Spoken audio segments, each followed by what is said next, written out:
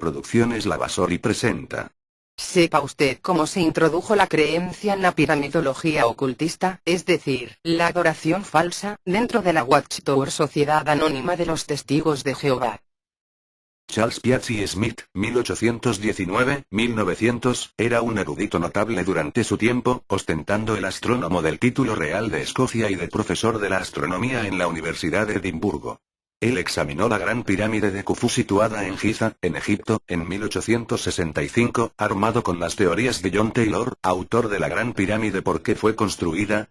¿Y quién la construyó? Publicado en 1859. Fue John Taylor que, basado en los registros de viajeros, tomó un número de coincidencias matemáticas y declaró que la Gran Pirámide fue construida para realizar un registro sobre la medida de la Tierra. Taylor, un editor británico excéntrico, creía que el arquitecto que había planeado y había supervisado la edificación de la Gran Pirámide no era un egipcio en absoluto, ni por ningún otro, con excepción del Noé bíblico. Smith realizó un trabajo mucho valioso en Giza. Él obtuvo las medidas más exactas de la Gran Pirámide que cualquier explorador había obtenido en ese tiempo, además él fotografió los pasajes interiores, usó una luz de magnesio por primera vez. Smith popularizó las teorías postuladas originalmente por Taylor, esparciéndolas en Gran Bretaña, y otros países europeos y los Estados Unidos. Un número de líderes religiosos cristianos aceptaron las teorías de Taylor y de Charles Piazzi Smith. Fue en América, sin embargo, que Smith encontró la ayuda más grande. En junio de 1876 él publicó un artículo en El Examinador de la Biblia, un diario de propiedad del adventista del Segundo Advenimiento llamado George Storrs de Brooklyn, Nueva York.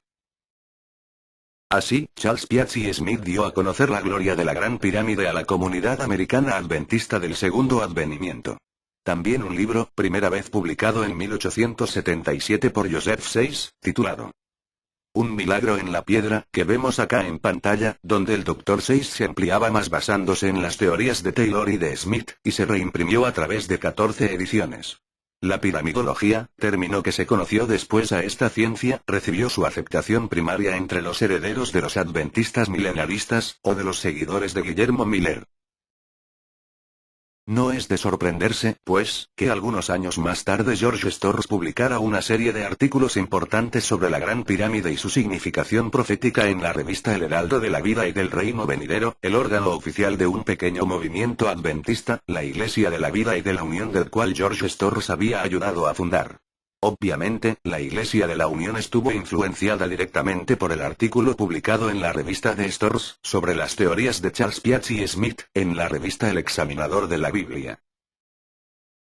No hay ninguna duda, que Russell vino a aceptar a la piramidología como parte de sus doctrinas de origen adventista, para sus seguidores de la Watchtower, debido a la influencia que ejercieron sobre él, los adventistas tales como, el Dr. Joseph Sayce y George Storrs, aparte de Barbour y Stetson en otras doctrinas.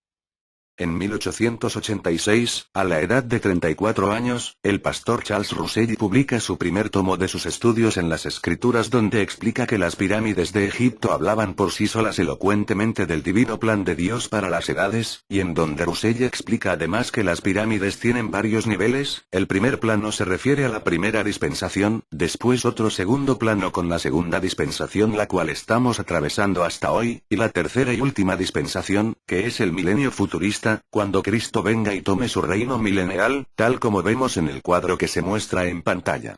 Toda esta doctrina de las dispensaciones, se las copió Russell del Adventista del Segundo Advenimiento y su ex jefe, Nelson Barbour, cuando trabajó para él como editor asistente de su revista adventista, El Heraldo de la Mañana hasta 1879.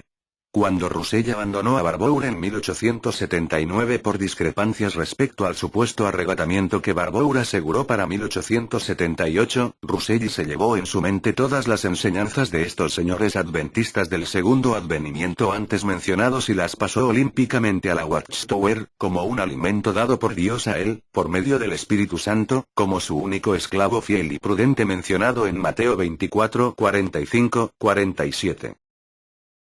El joven Charles Russell a los 27 años de edad queda mentalmente nutrido con las ideas adventistas del segundo advenimiento, cuando empieza en 1879 a publicar por una vez la Atalaya de Sion y el Heraldo de la Presencia de Cristo. Después, al fundar Russell y la Sociedad Watchtower en 1881, la madre espiritual de los testigos de Jehová, Russell anunció que Dios había colocado la Gran Pirámide como testigo de piedra de Dios en Egipto, en la página 3 de la Atalaya de Sion de 1883 del mes de septiembre.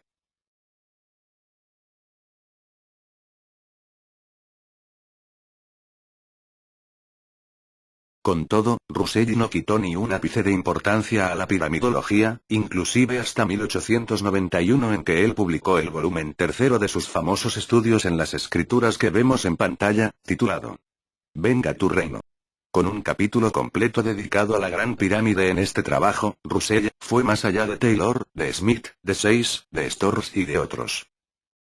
Una pirámide yace al lado de la tumba de Charles Taze Russell como un recordatorio a todos los testigos de Jehová, y público en general, de la vinculación estrecha de la Watchtower con la piramidología ocultista, que hoy la Sociedad Watchtower reconoce firmemente, sin duda alguna en su libro Proclamadores, página 301, como una práctica satánica propia de la adoración falsa. Han sido 45 años de influencia ocultista dentro de la Sociedad Watchtower, desde el año de 1883 hasta el año de 1928 en que fue totalmente abandonada por la Watchtower. Esta creencia de la piramidología se enseñaba a los testigos de Jehová como algo de Dios hasta el año de 1928 en que Rutherford la descartó por completo afirmando que la piramidología era un instrumento de Satanás y no de Dios, a pesar que Rutherford mismo la mantuvo vigente como una verdad de Dios por espacio de 12 años después de la muerte de Russell, es decir, desde 1916 hasta 1928 en que se decidió descartarla. Hoy podemos ver que esos libros de Russell ya no se publican más por obvias razones, y hoy se hallan arrumados en el sótano de Betel, llenos de polvo y moho. Esos libros contienen aún en sus portadas el símbolo egipcio del sol alado, representando al dios egipcio Amon-Ra, tal como podemos ver en pantalla. ¿Se imaginan ustedes a la Watchtower, la única religión verdadera, mostrando al dios sol en su portada? ¿Podría alguien creer en su sano juicio que esta es la religión verdadera escogida por Dios como su conducto en la tierra? Es hora, amigos, para que ustedes despierten del letargo en que se encuentran y no lo mediten demasiado. Las pruebas las ven aquí, en este vídeo. ¿Qué prefiere ser usted, acaso no un hombre inteligente y sagaz, o quizás un burro empecinado, terco y fanático? Es hora, amigo testigo de Jehová, de preparar las maletas, meterse en un platillo volador y salir disparado muy lejos de la suciedad Watchtower bla bla en truco y decirle a su cuerpo rebuznante hasta la vista baby y no volver nunca más.